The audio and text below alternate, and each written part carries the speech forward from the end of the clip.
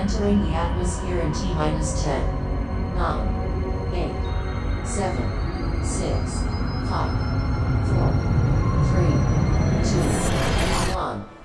Another great year of games has come and gone, and you still haven't played some of the best games that came out in 2021. Or maybe you did and you already forgot a bunch of stuff. Either way, I've got you covered. I'm Brian Altano, your guide to helping you power your way through your backlog. Today we're prepping you with the knowledge you need to blast through Nintendo's Metroid Dread. This is IGN's Game Prep, presented by Truth.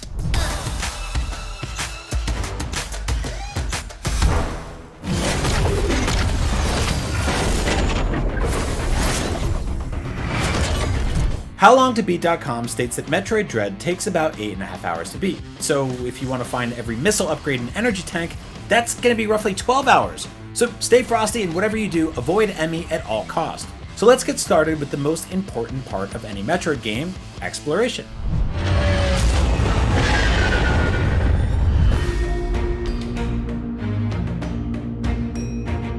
Metroid games are about finding areas that you cannot proceed through and then circling back around to them once you have a new ability.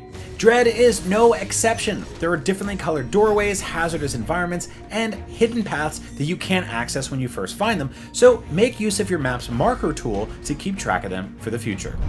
Metroid Dread brings back many classic reminders of the past. Veterans of the series will notice different attacks and design trends making a return, as well as the series' tendency to hide critical paths in plain sight. Many areas require you to shoot at walls to reveal secret passages and equipment upgrades. The risk clearly outweighs the reward.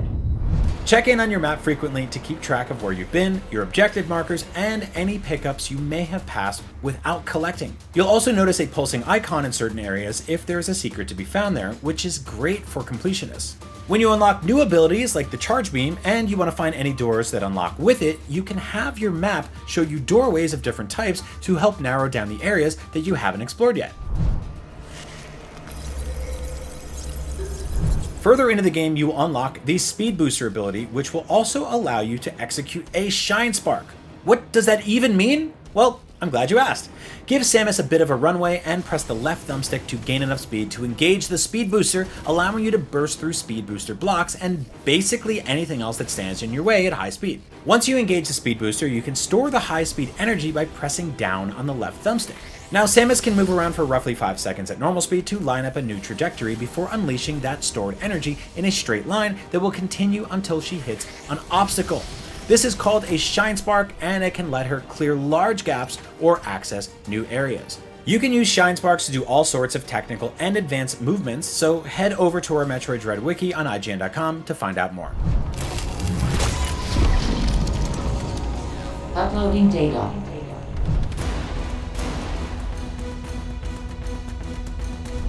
Early in the game, you are introduced to the melee counter ability. You can press the X to counter enemy attacks at just the right moment before they strike. You'll see a bright flash from the enemy to indicate the timing for a counter. Some enemies can be countered quickly, while others have a long wind-up animation, so keep an eye out for that visual cue to get the timing right every time. Once you've countered an enemy, they'll be stunned for a short duration, allowing you to follow up immediately with an attack that deals bonus damage and drops resources like health and missiles. When you're low on HP and the next replenishing station is further away than you'd like, you can find some enemies that constantly respawn after you shoot them, like centipedes that lurk in the walls.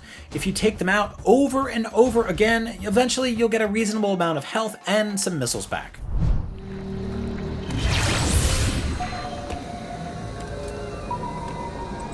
In the Barania region, you'll come across the Flash Shift ability.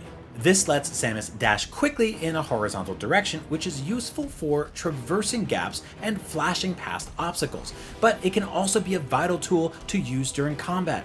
Use it to get behind tough enemies or out of the way of attacks that are otherwise unavoidable.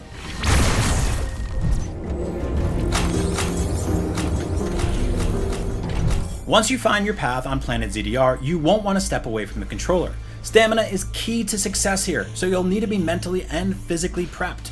Don't risk potential fatigue by vaping nicotine because it can decrease the amount of oxygen-rich blood in your muscles. Now, back when I smoked, no matter how excited I was for a game, I eventually gave in to my fatigue, which ended up decreasing my overall enthusiasm to do pretty much anything, much less keep on playing video games. So whether you're smoking or vaping, it's all nicotine at the end of the day. Shout out to Truth for sponsoring this episode and for spreading knowledge about vaping that can help us conquer marathon sessions. You'll need energy and every advantage you can get when it comes to escaping E.M.M.I and Planet ZDR. Don't know who E.M.M.I is? Well, you will.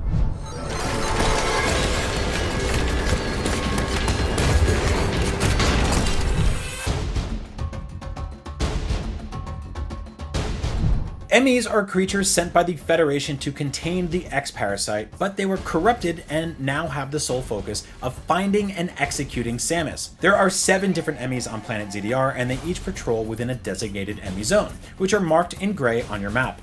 The E.M.M.Is will lurk around until they detect motion nearby. If you can see one near you, it's best to stay still and wait for it to pass. They are very perceptive, and they can hear you when you run or shoot if you're too close to them. To make matters worse, they're nearly indestructible, so you can't force your way past them if they track you down. If one grabs you, you have 2 slim chances to counterattack, but the timing on these counters is very fast and often unreliable, so we'd recommend just avoiding them altogether. One way to avoid detection is by using the Phantom Cloak, which you unlock early on. When engaged, the E.M.M.I will not detect your position unless they're standing right over you. The only downside, the cloak drains Aeon power very quickly, so try not to rely on it too much. As you progress through the area, you'll get the chance to temporarily upgrade your arm cannon to an Omega Cannon, which is strong enough to take down the E.M.M.I. Fire away with your Omega Cannon to decommission the E.M.M.I for good.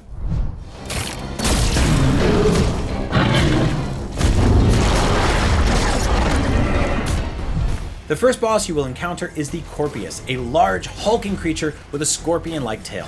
It uses this long tail for a swift and deadly attack, so try to jump over the whip strike when the tail coils, or slide forward under the tail if it arcs back. It will be vulnerable after this attack, so use this time to blast its head with missiles. Soon it will engage its cloaking technique, so keep your distance and start aiming for the new glowing growth on the creature's tail. Line up your shots carefully and then send a bunch of missiles and charge shots its way. The best thing to do once it decloaks is to slide under it towards its front, and as you do this, the Corpius will immediately try and sting you. This is your opportunity to counterattack it. If you pull off the counter, get your missiles ready and fire as many as you can during that cutscene that follows to unleash a heap of damage. Once you put some dents into it, the Corpius will start to belch a toxic gas. This is your cue to move to the edge of the arena and cling to the small magnet rail until the gas dissipates. Keep firing while you're hanging on because it will soon close in, giving you the opportunity to jump over its whole body to avoid its attack. The Corpius will cycle through these phases like this until you manage to take it down. And once you do, you'll be able to take its Chozo ability, the Phantom Cloak. So, well done! Anyone who has played a Metroid game in the past probably saw this boss fight coming. Kraid is on Planet ZDR, and despite being chained up, he's still ready to give you one hell of a fight.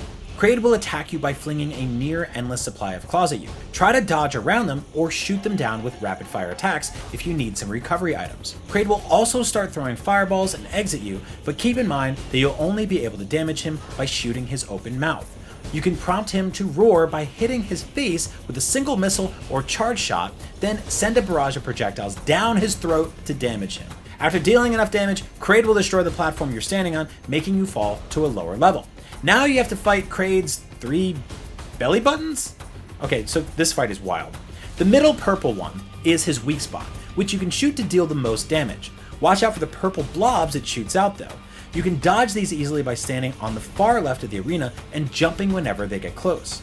Once his belly starts to shake, a set of 3 scaly missiles are about to be sent your way, starting from the bottom and working its way up, which is also my reaction when I eat really spicy food. Now that you're back at eye level, hit his face and make him open his mouth before sending more missiles his way. With enough persistence, missiles, and charge beam shots, you can finally take down this gigantic dinosaur for what seems like the millionth time and move forward to find a new ability.